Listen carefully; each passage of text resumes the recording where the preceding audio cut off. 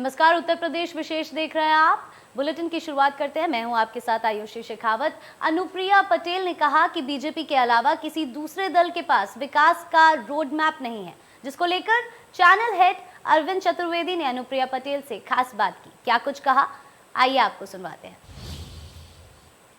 कहते हैं राजनीति में आप अपने लिए सपने नहीं पाल सकते, लेकिन गरीबों के उत्थान के लिए, उनकी भलाई के लिए बहुत कुछ कर सकते हैं। शायद अपना दल की नेता अनुप्रिया पटेल ने कुछ ऐसा ही करने की कोशिश की है, ठाना है। अनुप्रिया जी, राजनीति करते हुए आपको बहुत लंबा समय हो गया है, मैं समझता हूँ। आपको क्या लगता है कि जिस मकसद के साथ आप राजनीति में आई हैं, वो मकसद आप कितना पूरा कर पाए? मुझे तो आपको बताते हुए खुशी होती है कि सामाजिक न्याय की जिस विचारधारा को लेकर, दलित, पिछड़े, कमज़ोर वर्गों के कल्याण की जिस उम्मीद को लेकर मेरे पिता यशकाई डॉक्टर सोनेलाल पटेल जी ने अपना दल का गठन किया था, आज हमें एक मौका मिला है उनकी उस तपस्या से कि हम उत्तर प्रदेश और देश की सरकार में भागीदार हैं।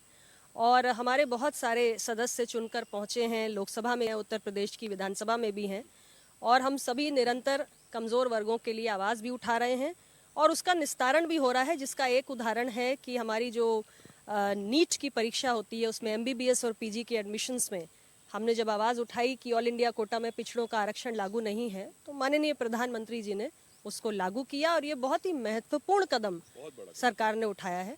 तो इस तरीके से बहुत सारे विषय हैं जिनको हम समय समय पे उठा रहे हैं और उसका हमें फलीभूत होते हुए भी दिख रहा है। अच्छा, अनुप्रिया जी, अब देखिए चुनाव नजदीक आ गया है। लगातार ये चर्चा हो रही है कि नहीं, अनुप्रिया जी को इस बार बहुत सारी सीटें मिलेंगी, लोगों की बड़ी अपेक्षाएं हैं। आपको भी मन में ये आशा है कि भाई जिसके साथ आप बहुत दिनों से गठबंधन में जुड़ी हुई हैं, अब वो बड़े भाई की तरह आपके साथ रिश्ता निभाएंगे?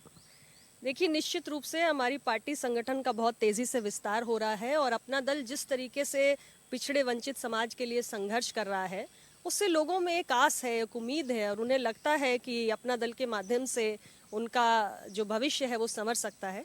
और भारतीय जनता पार्टी के साथ हमने मिलकर 3 चुनाव लड़े, ये चौथा चुनाव हम साथ में लड़ने जा रहे हैं और हमें पूरी उम्मीद है कि हम एक बड़ी भूमिका में और बेहतर भूमिका में नजर आएंगे और सीटों के बंटवारे पे हम बहुत जल्दी कोई अच्छे निर्णय पर भी पहुंचेंगे। मैं आपकी माँ का बयान सुन रहा था एक दिन, उन्होंने कहा कि नहीं, वो मेरी बेटी है। सवाल ये उठता है कि माँ बेटी कब एक साथ बैठेंगी फिर से? माँ और बेटी का रिश्ता तो कभी कोई ताकत खत्म नहीं कर सकती। वो माँ है, मेरे दिल में है, सर्वोपरि है और हम राजनीतिक रूप से भी प्रयास कर रहे हैं कि वो साथ में रहे। मुझे लगता है कि सफलता भी मिल जाएगी। तो दिक्कत क्या हो रही है? मतलब माँ और दामाद का रिश्ता कुछ इधर उधर है?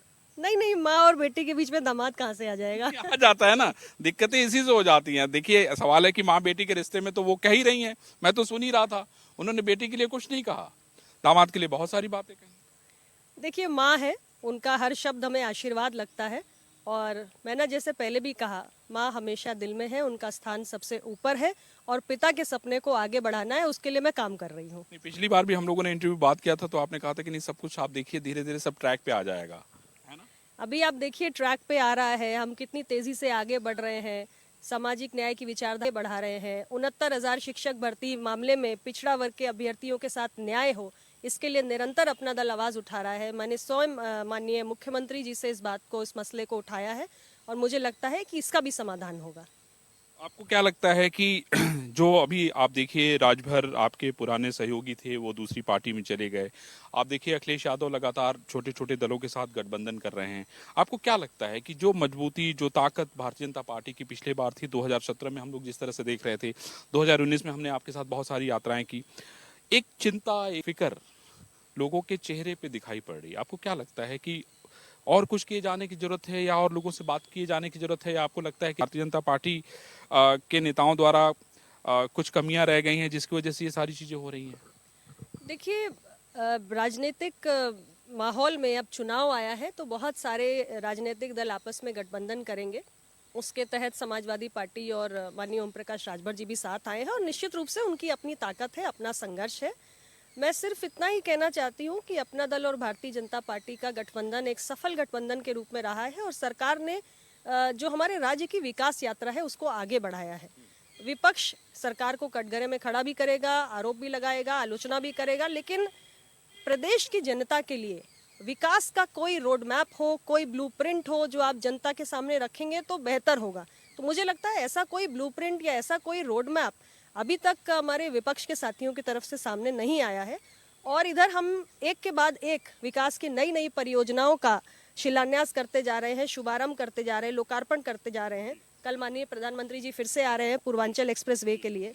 तो एक के बाद एक जो ये तेजी से विकास कार्य हो रहे हैं, उससे उत्तर प्रदेश की जनता के मन में एक उम्मीद की एक बहुत बड़ी किरण पैदा हुई है, क्योंकि इतने बड़े विकास की उम्मीद कभी पहले हमारे प्रदेशवासियों ने नहीं की थी। नहीं, लेकिन अनुप्रिया जी, आपके जो साथी जिन्होंने आपके साथ कंधे से कंधा मिला के चला, मैं ओम प्रकाश जी की भाषण सुन रही थी कि अखिलेश के अगर वोट देला तो फिर कहाँ जाइबा। मैं ये सुन रहा था ये भाषण, पिछली बार उन्होंने ये बड़ा जोरदार ऐलान किया था और वो अब अखिलेश के साथ हैं, तो मन में सवाल नहीं पैदा होगा? देखिए, राजनीति संभावनाओं का खेल होती है, परिस्थितियों के अनुरूप पॉलिटिकल पार्टीज निर्णय भी करती हैं। और बहुत बार ऐसा होता है कि कुछ राजनीतिक दल एक साथ नहीं होते, लेकिन फिर परिस्थितिवश चुनाव में साथ आते हैं। तो ये सब परमिटेशन कॉम्बिनेशन बनते रहते हैं। और वो क्या, इसकी चिंता करने के बजाय हम क्या कर रहे हैं, हमें इसकी चिंता वो करना। तो मैं समझ रहा हूँ, तो जरूरी है, लेकिन कहने हैं कि लड़ना तो भाई अब आपको भी उनसे तो लड़ना ही पड़ेगा ना। आपका कैंडिडेट भी अब उनसे लड़े के साथी थे, अब उन्हीं से लड़ रहे हैं। सवाल तो पूछना बनता है।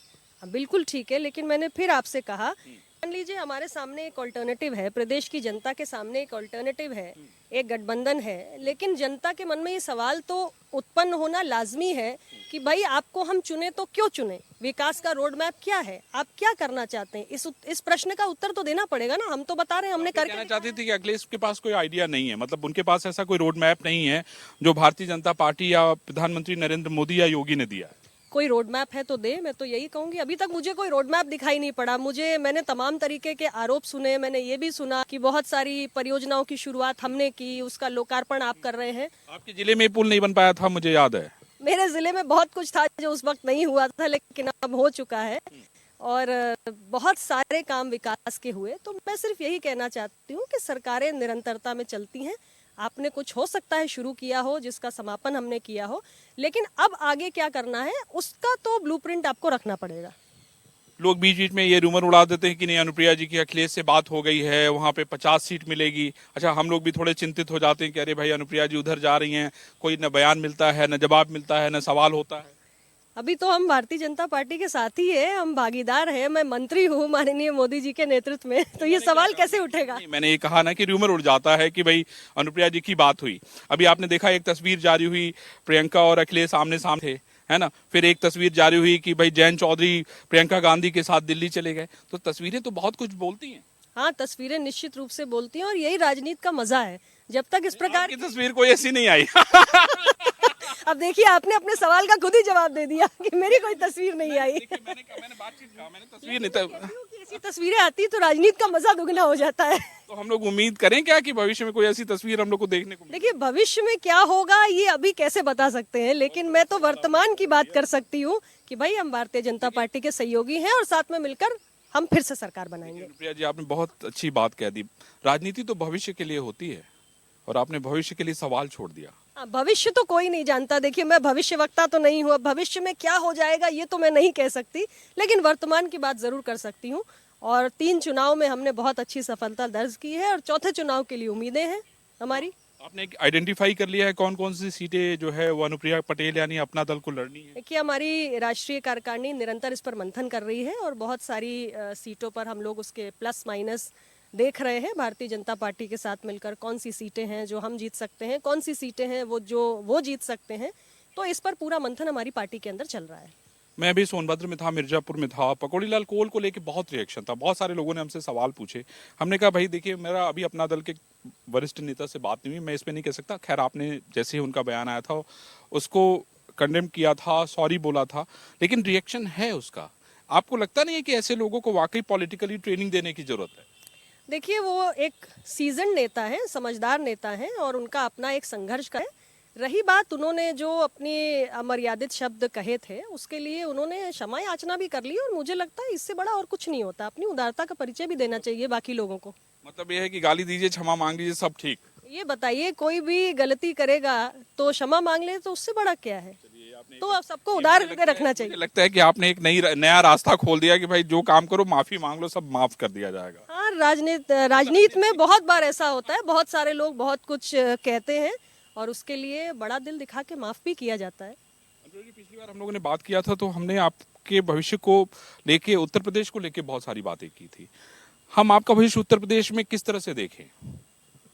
देखिए, फिलहाल मेरा पूरा ध्यान इस बात पे है कि अपना दल की और बड़ी भूमिका हो और आने वाली सरकार में हमारा हस्तक्षेप बढ़े और हम ज़्यादा से ज़्यादा अपने दबे कुचले कमज़ोर लोगों की सेवा कर पाएँ, सरकार की तमाम योजनाओं को ज़्यादा से ज़्यादा उनको लाभ दिला पाएँ और उनका एक प्रतिनिधित्व हो, उनको मजबूती मिले, उनको सम्मान मिले।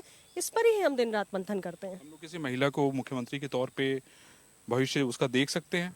प्रदेश में बहुत सारी महिलाएं हैं, लेकिन फिलहाल तो योगी जी राजग का चेहरा है। आपने एकदम बात को घुमा दिया, ट्विस्ट कर दिया। नहीं, ये तो स्पष्ट है, राजग का चेहरा माननीय मुख्यमंत्री श्री योगी आदित्यनाथ जी ही हैं। तो आप उसके पीछे हैं अभी? हम तो छोटे भाई की भूमिका में हैं, अपना दल सहयोगी दल है, बड़े भाई की भूमिका में भारतीय जनता पार्टी है, उत्तर प्रदेश में राजग का नेतृत्व तो भाजपा ही कर रही है।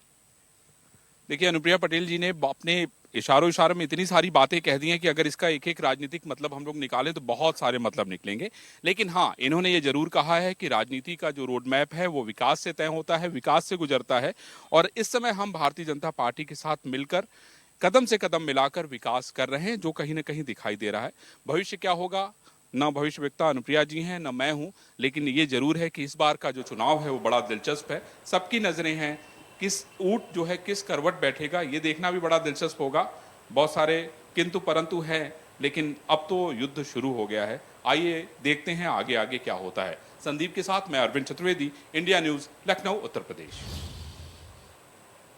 चलिए आगे बढ़ते हैं। एक्सप्रेसवे पर राजनीति उफान पर है। 16 नवंबर को समाजवादी पार्टी प्रमुख अखिलेश यादव की गाजीपुर में होने वाली विजय रथ यात्रा को प्रशासन से अभी तक अनुमति नहीं मिली है। गाजीपुर जिलाधिकारी मंगला प्रसाद सिंह ने प्रधानमंत्री नरेंद्र मोदी के कार्यक्रम का हवाला देकर अखिलेश यादव की विजय रथ यात्रा को अनुमति न देकर उसे रद्द कर दिया है। बता दें कि अखिलेश यादव का 16 नवंबर को गाजीपुर से आजमगढ़ जाने का कार्यक्रम निर्धारित था और इसी दिन पीएम मोदी को पूर्वांचल एक्सप्रेसवे का उद्घाटन को करना है। ऐसे में प्रशासन ने सुरक्षा का हवाला देकर यात्रा को अनुमति देने से इनकार कर दिया है। इस वक्त मौजूद हैं हम जिला अधिकारी कार्यालय पर। जिला अधिकारी कार्यालय से हम यहाँ पहुँचे थे और डीएम से मुलाकात करने की कोशिश की गई। फिलहाल जिला अधिकारी यहाँ मिले नहीं। इनसे ये जानकारी लेने की कोशिश की गई कि कल 16 नवंबर को अखिलेश यादव का पखनपुरा, मोहम्मदाबाद के पखनपुरा में होने वाले कार्यक्रम के बाबत क्या परमिशन दी गई है, नहीं दी गई है। हालांकि उनसे मुलाकात नहीं हुई, लेकिन टेलीफोनिक वार्ता इंडिया न्यूज़ की हुई है, जिसपे उन्होंने साफ तौर से कहा है कि कल के लिए उनको परमिशन नहीं दिया गया है कार्यक्रम के लिए, किसी और दिन या अन्य दिन वो कर सकते हैं। इस तरह का उन्होंने बताया है टेलीफोन पे इंडिया न्यूज़ को। और कुल मिला के बता दें कि जिस तरीके से राजनीतिक यानी समाजवादी पार्टी के कार्यकर्ताओं में जिस तरह से उत्साह देखा जा रहा है उस कार्यक्रम को लेकर के अखिलेश यादव आएंगे और कार्यक्रम करेंगे। फिलहाल सपा जिला अध्यक्ष ने यह दावा किया है कि अखिलेश यादव आएंगे और कार्यक्रम करेंगे, इस तरह की बात। और जिला प्रशासन की तरफ से परमिशन भी नहीं दिया गया है। अब दोनों के बीच मामला पेच फंसा हुआ है। फिलहाल अभी जो जानकारियां मिली हैं कि विपक्ष के नेता राम गोविंद चौधरी भी मौका मुआयने करने आज पहुंचे हुए हैं। कुल मिला के देखा जाए तो ये संशय का विषय है कि ये कार्यक्रम अखिलेश यादव का पखनपुरा में होगा या नहीं होगा, ये तो आने वाला वक्त बताएगा। Alok Tripathi, India news, Ghazipur. 2022 चुनाव को लेकर सभी पार्टियां चुनावी मैदान में उतर चुकी है। अपने हिसाब से वोटरों को अपनी ओर खींच रही है। आम आदमी पार्टी में चुनावी बिगुल फूंक चुकी है। आगरा में आम आदमी पार्टी ने 24 घंटे में 300 यूनिट मुफ्त बिजली गारंटी अभियान चलाया। इनमें जिन लोगों के बिल बकाया है एक सीमा तक वो भी माफ होंगे। आप कार्यकर्ताओं के साथ आप पार्टी की प्रदेश महासचिव डॉक्टर हृदय चौधरी मौजूद रही। डॉक्टर हृदय का कहना था कि आम आदमी पार्टी पूरे दमखम से चुनाव के लिए तैयार है और जनता का भी साथ है। 2022 चुनावी पार्टी चुनावी मैदान में उतर चुकी है। कहीं ना कहीं अलग अलग प्रकार से अपना चुनाव प्रचार कर रही हैं। तो आम आदमी पार्टी भी ताजनगरी आगरा में दम दिखा रही है। आम आदमी पार्टी ने आज जनता के बीच मुफ्त बिजली योजना अभियान चलाया। इस अभियान के तहत कहीं ना कहीं उनका कहना है कि 300 यूनिट बिजली फ्री मिलेगी, साथ ही जिनका बिल बकाया है वो भी माफ़ किया जाएगा। लेकिन एक पैम्पलेट आप देख सकते हैं कि इस प्रकार का एक पैम्पलेट छपवाया गया और साथ ही एक गारंटी कार्ड दिया जा रहा है इस प्रकार का। अगर आम आदमी पार्टी की सरकार आती है तो कहीं ना कहीं ये गारंटी कार्ड दिखाकर वो 300 यूनिट बिजली फ्री करा सकते हैं, साथ ही जो पुराना बिल है वो बकाया माफ करा सकते हैं। Sanjay Singh, India news. और इसी के साथ फिलहाल के लिए बुलेटिन में इतना ही। आप बने रहें इंडिया न्यूज के साथ।